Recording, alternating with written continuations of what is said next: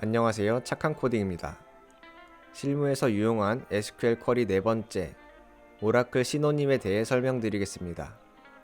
시노님이란 동의어라는 뜻인데요. 오라클에서는 테이블과 같은 데이터베이스 객체에 다른 이름을 붙여 사용할 수 있는 별칭을 의미합니다. 시노님을 사용하는 이유는 크게 세 가지가 있는데요. 첫 번째는 보안을 위해서입니다.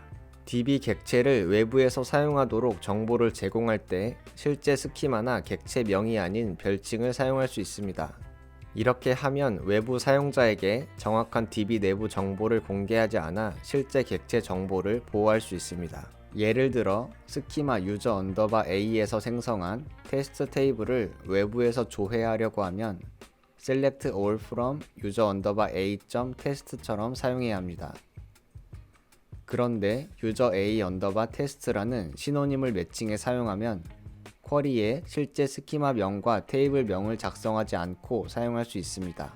스키마의 개념은 DBMS마다 조금씩 다른데요. 오라클에서 스키마는 특정 유저에게 속한 DB 객체의 집합을 의미합니다. 사용자와 스키마는 다른 개념이지만 사용자를 생성하면 세트로 같은 이름의 스키마가 생성되기 때문에 소스 쿼리상 두 개를 구분할 필요는 없습니다. 이번 영상에서는 사용자와 스키마가 동일한 단어라고 보셔도 됩니다. 두 번째 이유는 객체를 줄여서 짧게 사용할 수 있기 때문입니다. 사용자 명에 여러 가지 의미를 담아 스키마 명을 길게 사용할 수도 있는데요.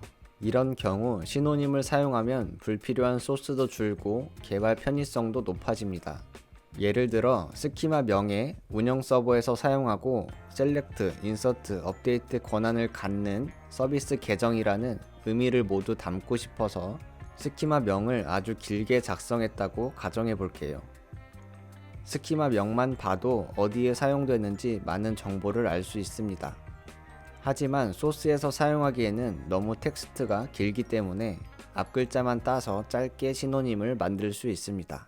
세 번째 이유는 스키마 또는 객체명이 변경되어도 시노님만 수정하면 되기 때문입니다. DB가 연동된 백엔드 소스 쿼리에서 사용하는 스키마와 DB 객체를 실제 이름으로 사용 중이라면 스키마나 객체명이 변경될 때마다 모든 소스 쿼리에서 명칭을 바꿔줘야 합니다.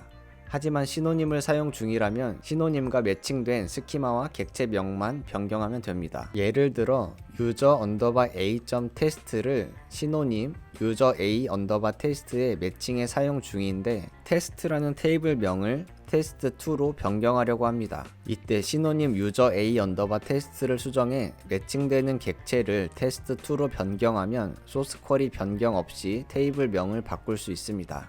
시노님을 생성하는 문법은 create 시노님 띄고 사용하려는 시노님 명 for 스키마 명 객체 명입니다.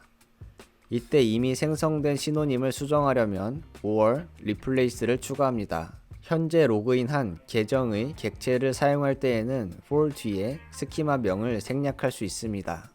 시노님은 프라이빗과 퍼블릭이 있는데 프라이빗은 시노님을 생성한 계정에서만 해당 시노님을 사용할 수 있습니다. 반면 퍼블릭은 권한만 부여받았다면 모든 계정에서 사용이 가능합니다. 프라이빗이 기본 값이기 때문에 퍼블릭을 작성하면 퍼블릭 시노님이 생성되고 아무것도 작성하지 않으면 프라이빗 시노님이 생성됩니다. 먼저 시스템 계정으로 user underbar A, user underbar B 계정을 생성하고 권한을 부여합니다. 그리고 user A와 user B 계정에서 각각 다른 테이블을 생성하고 더미 데이터를 삽입하겠습니다. user A 세션에서 user underbar A underbar info 테이블의 시노님을 생성하고 조회해 보겠습니다. 프라이빗과 퍼블릭 시노님을 각각 생성해 볼게요.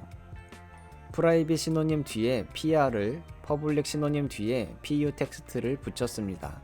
시노님을 생성한 user underbar A 계정에서 두 시노님을 조회해보면 모두 정상적으로 조회됩니다. user underbar B 세션에서 user underbar A가 생성한 시노님 두 개를 조회해볼게요. 프라이빗은 시노님이 아예 없다고 나오고 퍼블릭 시노님은 정상적으로 데이터를 조회합니다. 다음은 제가 실제로 시노님을 사용해 실무에서 문제 해결을 했던 사례를 말씀드릴게요. 5년 이상 운영된 사이트에서 로그인 이력을 조회하는 페이지를 만들어 달라는 요청이 들어왔습니다. 개발자가 CS 대응 목적으로 로그인 로그를 조회하는 로그인 로그 테이블을 만들어 사용해 왔는데요. 이 테이블에는 회원이 로그인할 때마다 로그인 아이디와 날짜, 시간 등이 삽입됩니다. 테이블 생성 당시 개발자가 서비스에 사용할 목적이 아니기 때문에 모든 컬럼에 인덱스를 추가하지 않았습니다. 새로 구현할 로그인 이력 페이지에서는 날짜 플러스 시간 기준으로 로그인 이력을 조회하는데요. 이때 그동안 쌓인 데이터가 너무 많아서 날짜 플러스 시간으로 쿼리를 조회하니 실행 시간이 너무 많이 소요되었습니다. 그래서 날짜 시간 컬럼에 인덱스를 추가해 실행 시간을 개선하려고 했습니다. 하지만 로그인 로그 테이블에 실시간으로 로그인 인풋이 많이 발생하고 쌓인 데이터도 많았기 때문에 인덱스 추가를 시도하면 DB 서버 부하가 발생했습니다. 이용자가 적은 새벽 시간에도 시도해봤지만 제니퍼라는 모니터링 툴에 서버 부하로 잡혀서 작업을 중단했습니다. 며칠을 고민하다가 생각해낸 방법이 시노님을 사용하는 것이었습니다. DB 정보를 보니 로그인 로그가 쌓이는 테이블에 시노님이 매칭되어 있었습니다. 그리고 서비스 쿼리에는 실제 테이블 명이 아닌 시노님을 사용해 로그인 정보를 인서트하고 있었습니다. 그래서 로그인 로그 테이블과 동일한 구조의 빈 테이블 로그인 로그 테이블 2를 생성했고 시노님이 바라보는 테이블을 로그인 로그 테이블 2로 변경했습니다. 이 순간부터 실시간 로그인 로그가 로그인 로그 테이블 2에 쌓입니다. 기존에 사용하던 로그인 로그 테이블은 인풋이 없는 상태가 됩니다. 이때 로그인 로그 테이블의 날짜 시간 컬럼에 인덱스를 추가합니다. 데이터 양이 많아 인덱스 추가 시간이 어느 정도 소요됐지만 인풋이 없는 상태라서 서버 부하는 높지 않았습니다. 인덱스 추가가 끝나면 다시 시노님이 원래 테이블을 바라보도록 수정합니다. 마지막으로 인덱스를 추가하는 동안 로그인 로그 테이블 2에 쌓였던 데이터를 원래 사용하던 로그인 로그 테이블에 삽입합니다. 이렇게 시노님에 매칭된 객체만 변경해서 적은 서버 부하로 안전하게 인덱스를 추가할 수 있었습니다.